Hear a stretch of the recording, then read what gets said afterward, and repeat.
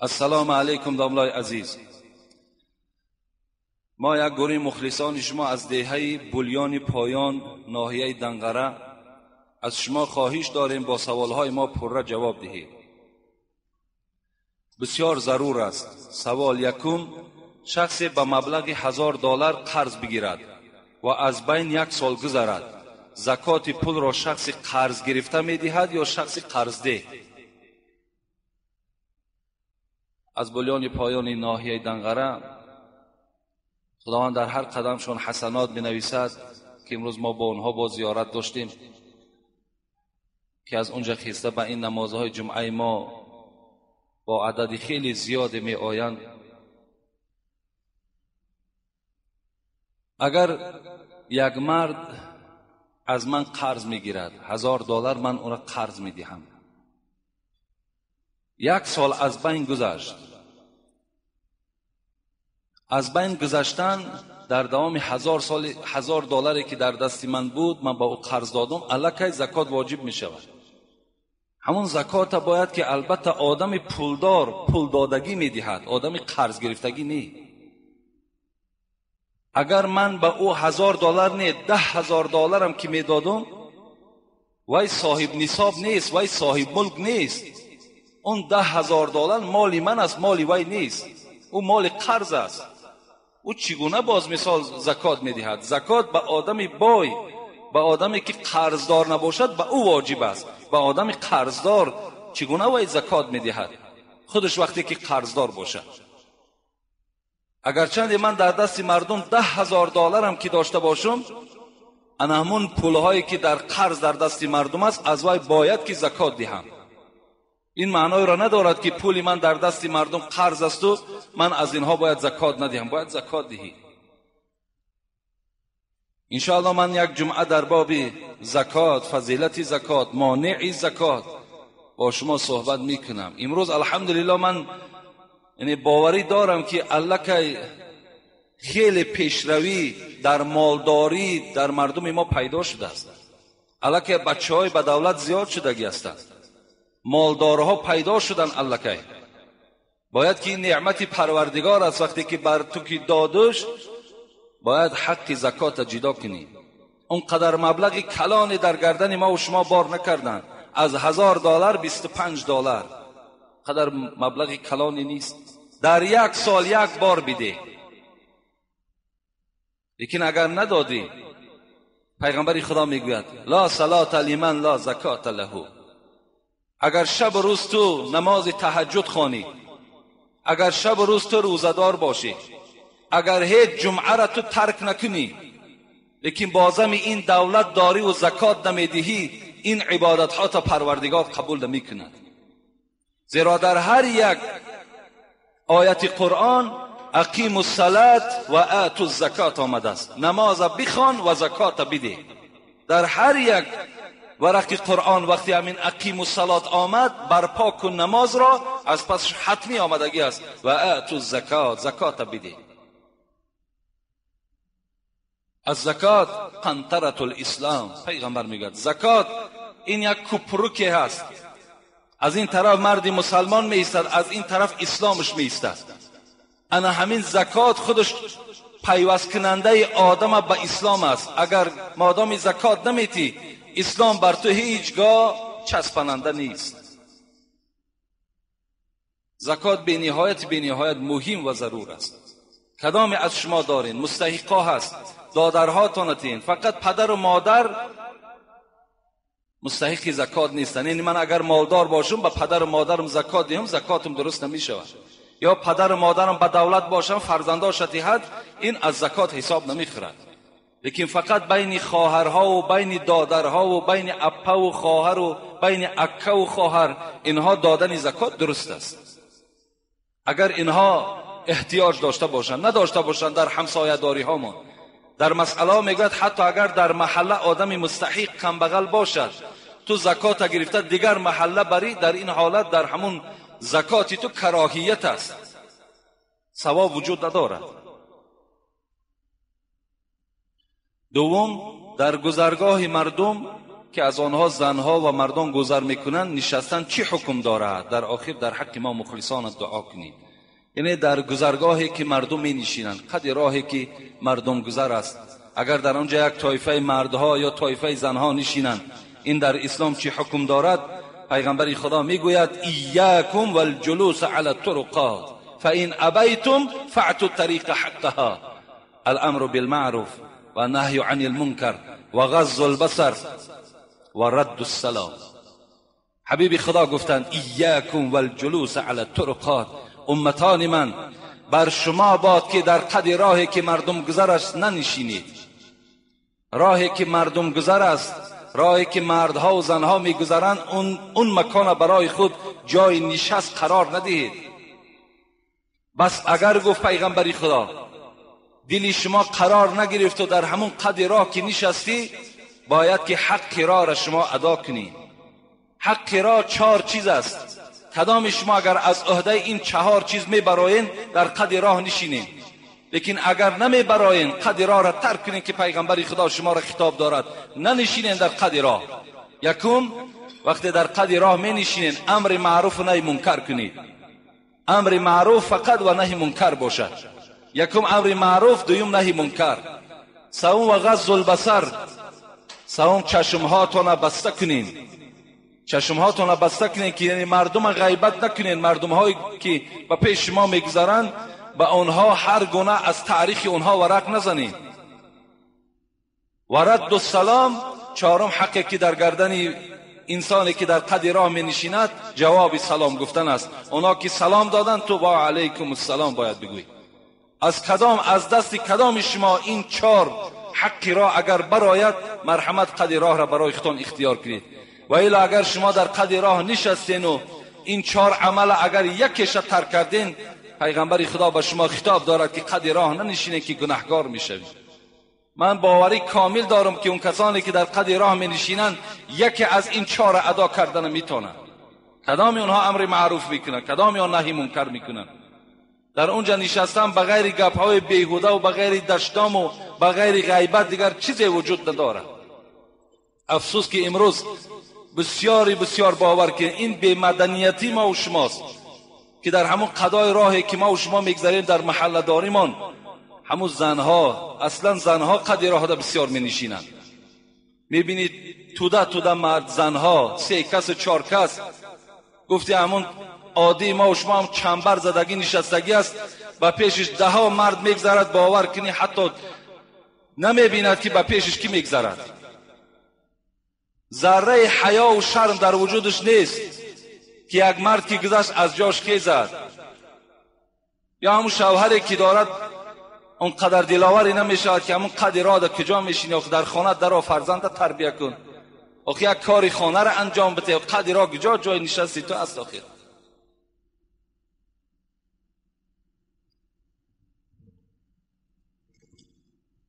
السلام علیکم داملای شیرین سخن. من یکی از مخلصان اشدی شما می باشم. من یک رفیق دارم که اپای او در حکومت کار میکند و من التماس کرد که این سوال را به شما عرضه کنم. این زن صاحب 3 فرزند می باشد، 1 پسر و 2 دختر. این زن از ایام مکتبی نمازهایش را تا به حاضر می خواند. این زن بسیار زنی خدا ترس و خداجو می باشد، زنی بسیار زیبا می باشد. در حالت مستی شوهرش این زن را 3 طلاق می کند. سحر روز می شود، زنش می گوید که تو همین خیل کار کردی.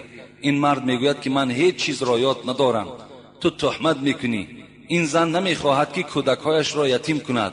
یگان علاجش هست یا نه که من دائم در فکر هستم. از این کار 6 ماه گذشته است. التماس این سوال مرا جواب دهید. با احترام، یک زن سیاه بخت. یعنی مسئله طلاق مسئله من نیست، زیرا که در این باب ما چند بار بعض مسئله ها دا فتوا دادیم، بعض شورش ها هم خیست، بعض نافهمی ها هم پیدا شد. لیکن این خواهر عزیز الکی 6 ماه گذشتنده که مراجعت نکرده باشد، چگونه زنی خدا ترس است؟ چگونه زنی خداجو است که 6 ماه از طلاق کردن شوهرش گذشت، بار هم مراجعت نکرده است؟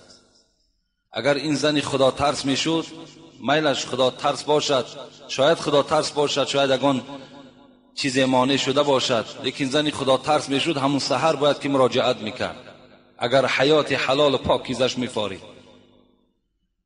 یعنی در حالت مستی طلاق کردن نزد مذهب ابو حنیفه طلاق واقع می شود. در حالت غضب نزد مذهب ابو حنیفه طلاق کنه طلاقش واقع می شود. چی در حالت مثال عرق نوشی باشد، چی در حالت بنگ باشد، چی در حالت کدام نمودش که نباشد، در نزد مذهب ابو حنیفه اکراه مجبورن، اگر مجبور کنن که طلاق کن طلاق کنی طلاق واقع می شود. برای همین برای علاجش فقط میتواند که در مفتیات رفته مراجعت کند، شاید که راه داشته باشد، شاید از دیگر مذهبها یعنی میگیرن و این زن فتواش میدهند. لیکن این قدر زن خدا ترس باشد، صاحب 3 فرزند، باید که این زن الکی این شوهر مثال این گونه مینوش باید که یک تربیه میکرد، این گونه زن باید که یگان آداب و اخلاق یک عملهاش نیک میکرد. اقلا برای که همین عرقنوش اصلاح شود یک قر میکرد، خانهشون میرفت، 1 ماه 2 ماه نمی آمد، میگفت تو اگر عرق بس نمیکنی. شاید که همین سبب ها قطعا این انسان از عرقنوشی باز میساد. انشاءالله من شاید یا جمعه آینده یا جمعه آینده دیگرش در باب عرق با شما صحبت دارم که عرقنوشی چی خاصیت ها دارد، عرق فروشی چی خاصیت ها دارد. انشاءالله در این باب با شما صحبت میکنم. زنی کارگر در ساعت 7 سحر باید در کار باشد، در ساعت 5:30 تا 6 بامداد را خانه درست است یا نه؟ برای که در زمستان شبها دراز و روزا کوتاه است. الحال نمی شود. الحال اقلا باید که در 6:15 اگر خواند بسیار نیک می شود، در 6 نخواندنش بهتر است. نماز وقت دارد، این به کار مثال هیچ وابستگی ندارد. اگر 1000 کار بالای ما براید، نماز در وقتش که اگر ادا نکنیم نماز نمی شود. من کار دارم گفتم مثال باید که ساعت 5 سحر از خانه برایم و 5 سحر در بامداد خانم، اون نماز نمی شود. نماز از صبح دمیدن صبح می شود. صبح که دمید الک نماز بامداد خانن جایز می شود. اقلا 6:15 خواند انشاءالله نیک می شود، دیگر هیچ شک شبهه باقی نمی ماند. یا 6:10 اقلا خواند، اگرچه الحال در 6 هم صبح می دمد، در همون کلندرهایی که داریم در 6 الک نشان می دهد که صبح می دمد، لیکن بهترش همون 6:10 6:15 باز بهتر است. السلام علیکم و رحمت الله و برکاته. بعد از سلام داملای محترم، نماز خفتن را همش را یا ویتری واجبش را خواب کنی ساعت 4 یا 5 شب خوانی درست است. درست است. اگر کسی که مثال شب خواب میکنی از قسم ساعتهای 3 شب میخیزی، 4 شب میخیزی، نماز خفتن تا میخوانی همراه مثال ویتر واجب جایز است، درست است. زیرا وقتی خفتن تا برآمدن تا صبح دمیدن است، تا صبح دمیدن، تا ساعت 6 گویم، تا ساعت 5:30 گویم اگر که خواند نماز خفتنش صحیح می شود، نماز ویتر واجبش صحیح می شود. و اگر شما خفتن هم که خوانین 4 رکعت فرض خفتن خوانین، 2 رکعت سنت هم خوانین، خواب کنین، ویتر واجبش ساعت 4 5 هم که خوانین می شود. این ویتر واجب از نماز خفتن حساب نمی شود، این نماز جداگانه است. اگر با در اون ساعت ها خوانیم با افضلتر و بهتر است.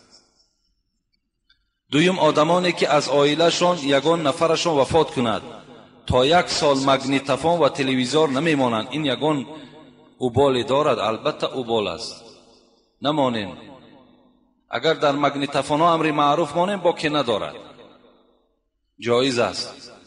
و اگر در تلویزیون شما فقط اگر اخبارش گوش کردن ده، برای گوش کردن اخبارش اگر استفاده برین جایز است، دیگر حالتاش جایز نیست.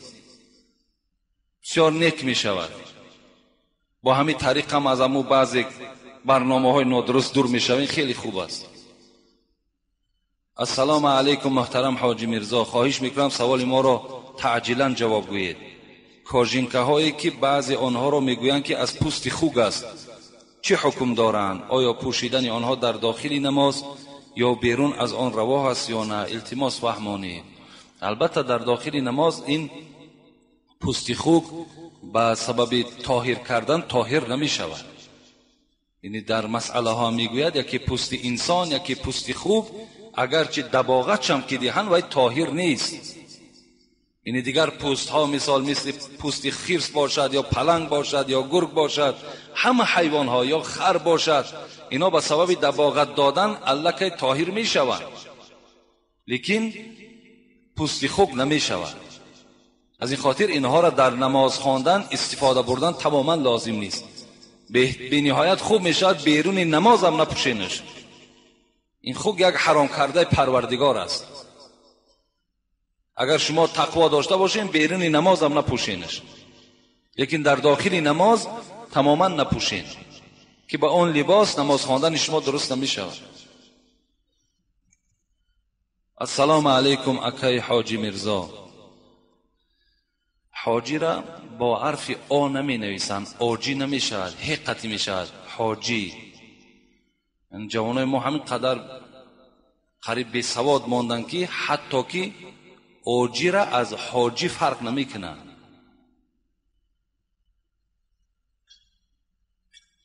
با سوال ما جواب بگردان. من بعضی حسن خطها را می بینم صنف 10 هست، صنف 9 هست، باور که آدم غمگین می شود. ما این قدر تأکید می کنیم که شما در مکتب ها اعلاچی باشین، خوشخوان باشین.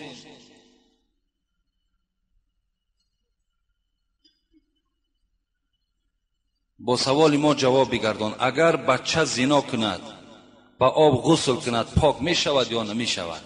اگر شخص زنا می کند، زن باشد یا مرد باشد، بعد زنا کردن پشیمان می شود، پشیمان می شود، توبه به سوی خدا می کند، میگوید پروردگارا این کاری من کردم خیلی کاری زشت بوده است، خیلی کاری بد بوده است، خدایا از این کردم من به سوی تو پشیمان شدم. ای پروردگار، آخر اگر همین زنی که من با او زنا کردم در جای این اگر خواهر من باشد یک مرد دیگر زنا کند، من خودم را چخیل تصور میکنم. همون کسانی که زنا میکنن باید که در حالت زنا خواهر زنشون پیش چشمشان بیارن که اگر زن شما را یا خواهر شما را ای زناکارها اگر دیگر بدبختای زناکار زنا کنن چخیل میشوین شما؟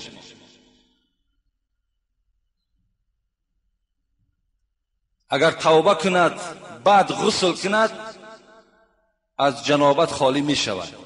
لیکن اگر زنا کند و باز گوید که خیلی آینده باز زنا را دوام دادن میگیریم، وای جنوب است، او هیچگاه آب وای پاک نمی کند. وای اگر با آب زمزم که اگر آبازی کند وای پاکیزه نمی شود. این کثافت دائم جنوب است، در حالت جنابت اون قرار دارد. تا اگر توبه صدق به سوی پروردگار نکند و غسل نکند بدن وای از جنابت پاک نمی شود. در حالت جنابت دیگر خیلی وای حساب کنی خوردنش هم در حالت جنابت است، همراه تو صحبتش هم در حالت جنابت است، هر معامله‌ای که میکند وای در حالت جنابت است.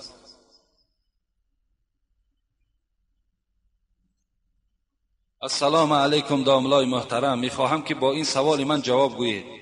یک پای من اینوالید است، پیش در آمدن من درست است یا نه؟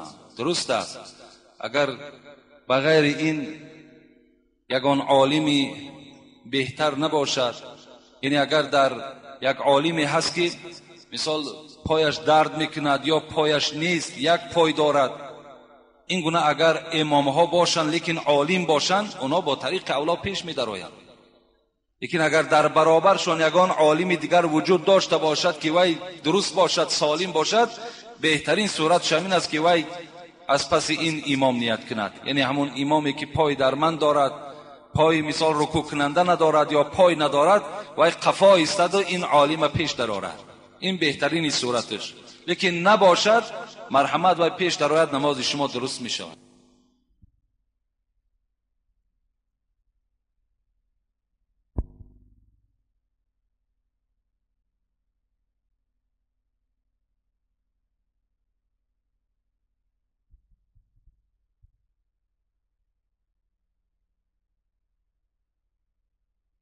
نمازتان درست می شود.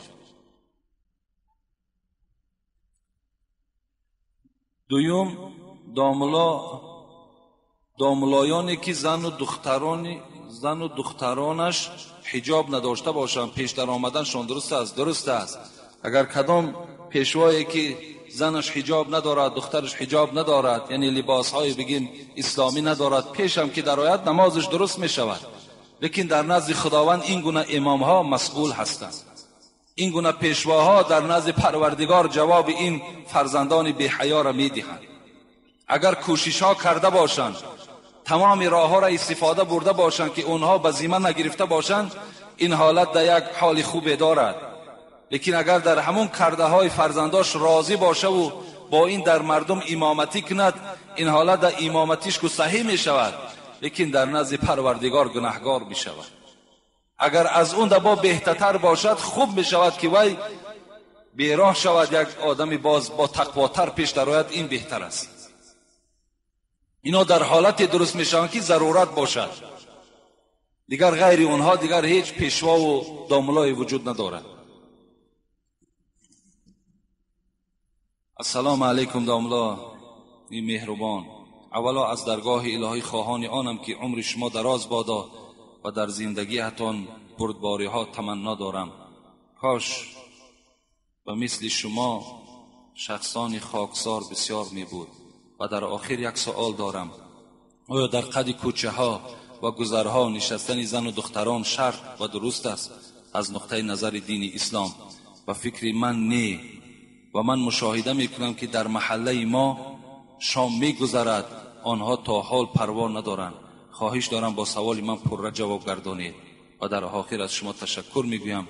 داملای عزیز با احترام، یک مخلصی دائمی شما. البته اینجا محلش هم ذکر کرده است، شرط نیست محلش، لیکن در همه محله ها این گونه زنهای در قد راه می نشستگی وجود دارد. خوب می شود که اگر در بین ما این گونه مثال موی سفیدهای بغیرت باشد، یا این گونه جوانهای بغیرت باشد که راستی اونها در راست شود، و چگونه که پیغمبر خدا میگوید: اذا رأى منکم منکرا فلیغیر بیده فإن لم يستطع فبلسانه فإن لم يستطع فبقلبه وذلك اضعف الایمان. اگر کدام از شما، گفت از پیغمبر خدا، یک کار نادرست میبینید، و همه ما و شما کتاب دارد، شما باید که با دست هاتون تغییر دهید. یعنی اگر زنت که باشد، رفته از دستش بگیر بگو خانه درآ بگو. یا اگر در خانه تو مثال بالای دسترخوان شیشه های عرق اگر پهن کرده باشند، رسول اکرم میگه اونها را با دست گرفته بیرون خانه پرتاب. یعنی با دستان تغییر دهید وقتی منکرات میبینید، وقتی کارهای نادرست میبینید. لیکن وقتی که این قدرت نداشته باشین، یعنی امروز ما هم قدرتی را نداریم که اون زن از دستش گرفته و در خانهش پیش کنیم، رسول اکرم گفتن فبلسانه، با زبانتان شما با اونها صحبت کنید. یعنی راستی اونها در رفته گویید: مادری عزیز شام شد، آخی عصر شد، وقتی نماز است، طرح خداوند برای این فرستاد که بندگی او را به جا بیاری.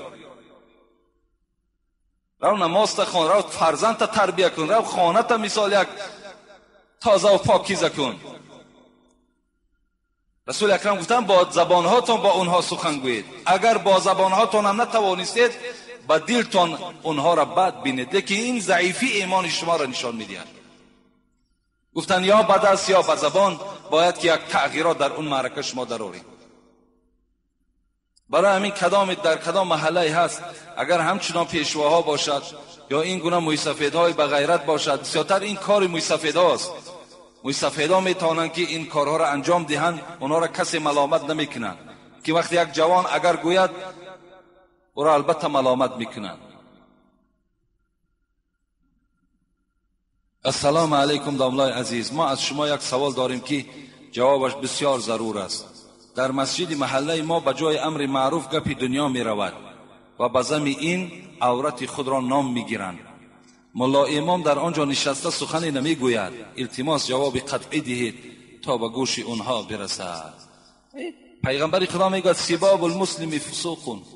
کسی یک برادر مسلمان شد دشنام می دهد، یا کسی که مثال نامگیر می کند خود شوی فاسق است. همان گروهی که این گونه رفتارهای نادرست میکنند، خودشان نام میگیرند، دشنام میدهند، اینا از گروه فاسقان به حساب می روند. مسجد در اصل جای عبادت باید باشد، جای امر معروف باشد، جای تربیه باشد. در بسیاری از مسجدها وجود دارد که فقط و فقط به گپ دنیا مشغولند. مسجدها را آشخانه ها کردگی‌اند، در داخل مسجدها جای خورد و خوراک کردگی هستند. فقط تا بیگاه فقط چه گپشون هم کار و بار هم همسایه داری و مسئله اینها را حل میکنند. در این البته امام گناهگار است. کسی که در همون مسجد پیشوا هست، همه این گناه را سببگار اساسش همون پیشوا است. همه این در پیشوا جوابگر است. باید پیشوا این گناه قوم نگذارد که مثال باید سخنهای بیهوده گویند.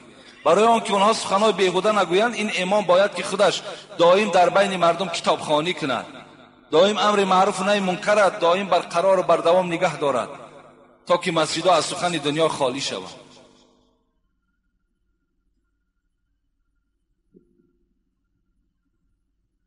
السلام علیکم. داملای شیرین سخن، بعد نماز خفتن نماز قضایی بخوانی ممکن است؟ ممکن است. اگر بعد نماز خفتن قضا هم که خوانین با که ندارد، درست است. السلام علیکم. داملای محترم حاجی میرزا، از شما خواهش میکنم با سوالهای زیرین من تعجیلا پاسخ دهید. نماز قضا وقت ندارد، کدام حالتی ده که میخوانین خواندن گیرین؟ فقط سه حالتی که نو آفتاب برآمدن و قیام و غروب آفتاب، این همه نمازها من هستند. غیر این کدام حالتی ده حتی بین عصر و شام هم که شما نماز قضایی خوانین جایز است. فقط در مسجد نخوانید نمازهای قضاییتون، در خانه‌تون خوانید.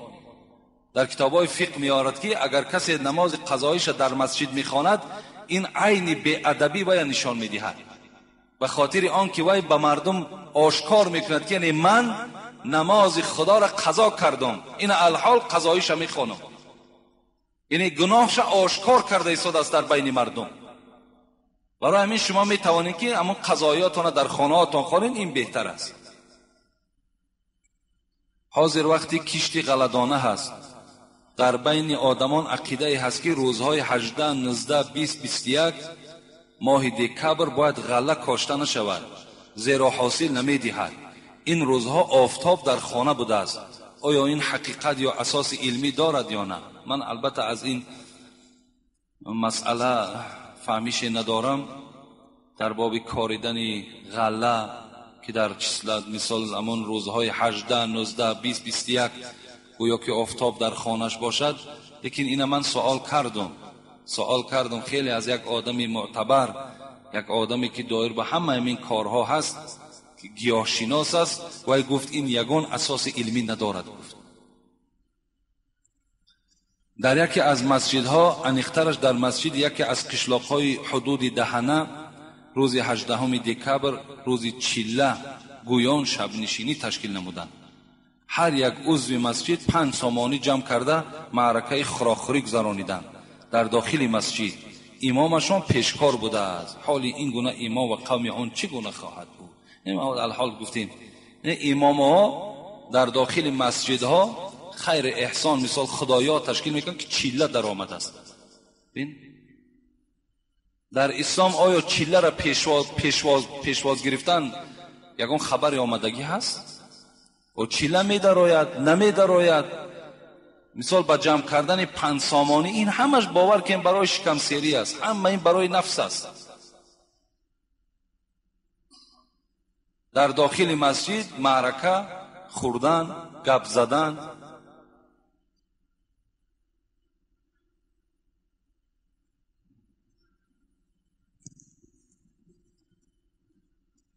السلام علیکم. داملای شیرین سخن، از شما خواهش میکنم با این سوال من جواب گردانید. ما 2 نفر در یک مکتب میخوانیم که در آنجا شبانه روزی یک جا هستیم و ما نماز میخوانیم.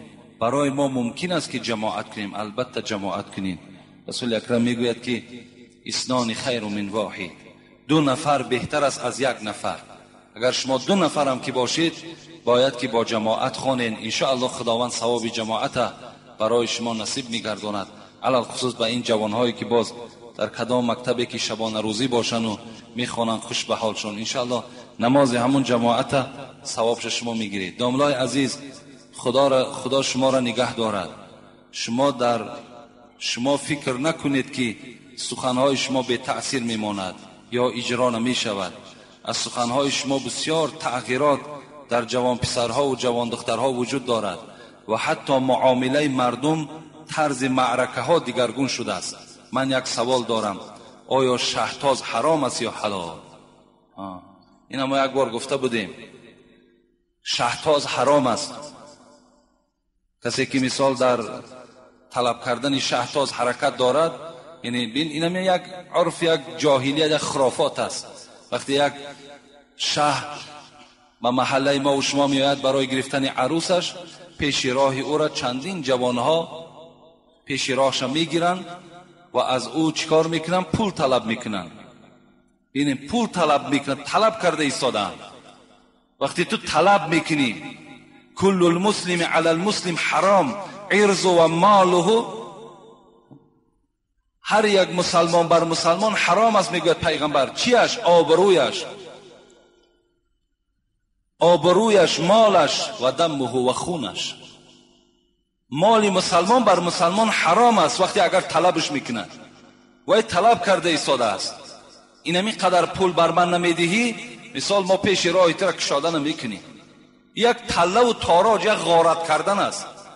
کدام شما راضی هستین؟ حالتی که همین خیلی حالت به بالاتان میآید، تا 100 سامان 50 سامان طلب میکنن. این هم یک طرز غارت است. این البته حلال نیست. از کجا حلال می شود؟ حلال حالتی است که من یک آدم هدیه میتم، صدقه میتم، وای حلال است. وقتی تو از کیسه وای مجبور از دستش پولی را زده میگیری، آیا حلال میشه؟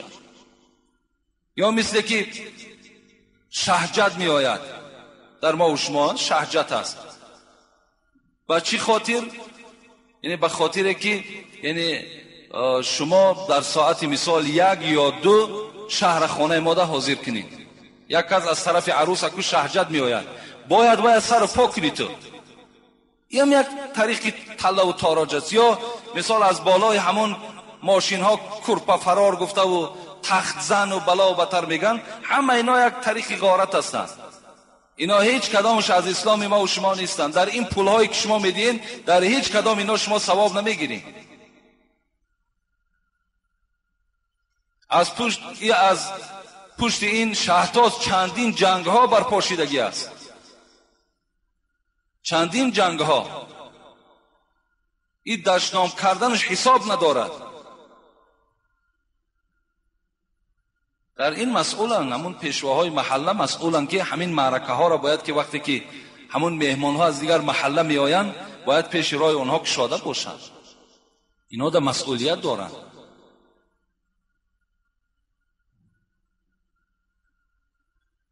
اولا السلام علیکم داملای شیرین سخن حاجی میرزا. بعدا میخواستم با این سؤال من پاسخ عمیق میدادید. آیا با دختری بدخشانی ازدواج کردن ممکن است یا نه؟ از نقطه نظر اسلامی جایز است. اگر دختری بدخشانی ایمان داشته باشد، اسلام داشته باشد، جایز می شود. اگر دختری عرب به ایمان باشد، گرفتنش جایز نمی شود. یعنی همه وقت اسلام شرط است. اگر مسلمان باشد، نه بس وای دختری روس است، وای دختری بدخشانی است، وای دختری کسی نباشد، جایز است. اگر دختری تاجیک ایمانی بر خدا نداشته باشد، وای گرفتنش جایز نیست. در اسلام ملت شرط نیست، نسب شرط نیست. ان اکرمکم عند الله اتقاکم. بزرگترین شما پروردگار میگوید در نزد من نفری هست که از خدا میترسد، نابسته در کدام ملت نباشد. همه ملت برای ما و شما حلال و درست است، با شرطی که از خدا میترسیدگی باشد، ایمانی بر خدا و ایمانی به رسالت پیغمبر داشته باشد. صحیح است، نکاش باکی نداره، با ملت کاری نداره. اسلامی شما به شما سوال داده، میخواهم از شما جواب گیرم. در کتاب خواندم که باید در وقت طهارت کردن رو به قبله نشسته طهارت نمایی. ما در خانه آشیانه‌دار زندگی میکنیم، شرایط رو به قبله نشستن نداریم، چیکار کنیم؟ باز بر زمین این مادر 3 فرزند هستم. 10 سال شد زندگی ام را از شوهر نه خوراک نه لباس ندیدم. از حساب پدر و مادرم زندگی ام را پیش برده ایستادم. و بالای همه این باز از همون داروهای سفید میکشد، دیگر حاجت زندگی کردن ندارم، میخوام از او طلاق گیرم، راضی نیست، چی کار کنم؟ راضیگی وای در کارم نیست. خب آدم گیرین کش و آدم عرق نوش چی راضیگی دارد؟ او راضیگی وای لازم هم نیست، وای در قطار آدم ها هم نیست. آخه وای آدم نشمارین شما. صورتت را چی کنم گرچه نداری سیرت، کس به یک جو نخرد این صورتی بی سیرته. او یک جو قدر ندارد. و شما میتونید با طریق اولا رفته از مفتیات فتوا شگیرین، میدهد برای شما فتوا میدهد. برای با گیرین کش چگونه تو زندگی میکنی؟ نمیشود زندگی کردن. شوهر وظیفه‌ش همین است که از خوراک و از پوشاک و از همه تو را تأمین کند. وقتی همه زندگی تو از جانب خاندانت باشد، اون برای تو یک تیاره خر است، چیکارش میکنی؟ باید جوابش ده رود دیگر.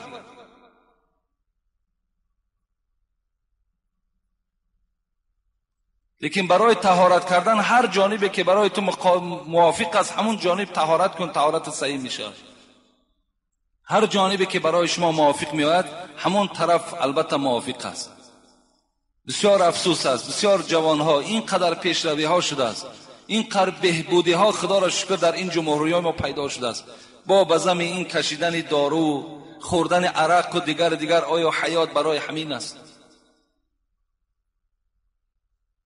زندگی مخصوص بهر بندگی، زندگی بی بندگی شرمندگی است.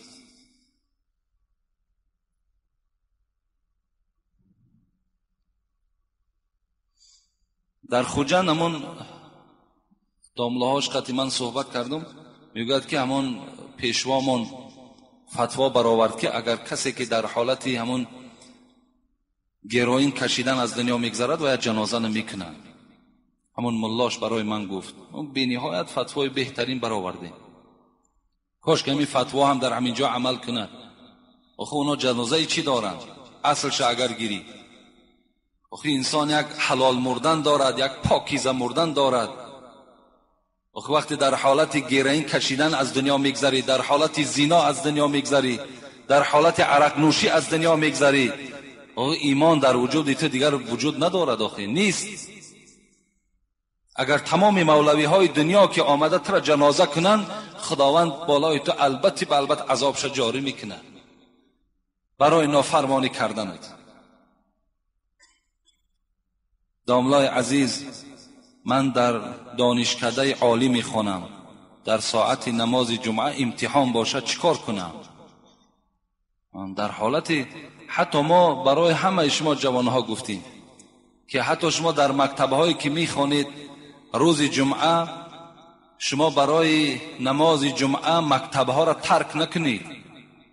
شما درس هاتون خوانین، پر کنین.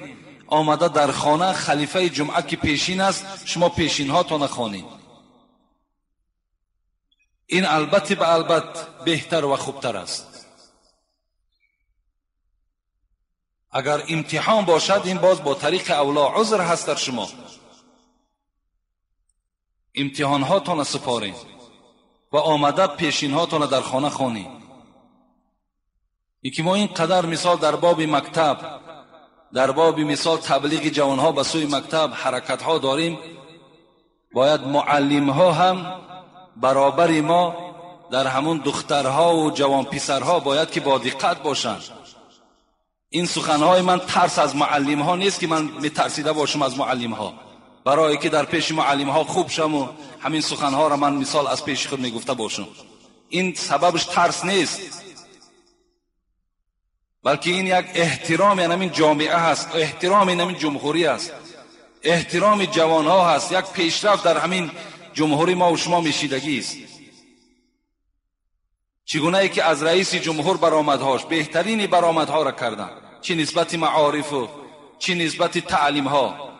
باید معلم ها وقتی همون دخترها را که میبینن در حالت خیلی ناخوب، همونها را باید که تعلیم کنن، گوین خواهر با این لباسی که تو آمدی ممکن نیست لباس. باید اونها هم معلم ها الحمدلله مسلمان هم که آخر اونها هم باید جوانها را تربیه کنن. اونها باید هیچگاه مثال برای زید مسجد و یا برای نماز خواندن اونها را تبلیغ نکنن، مثال زید مسجد و زید نماز تبلیغ نکنن. این حالت ان شاء الله جوانهای ما و شما خیلی پیشرفت پیدا میکنن.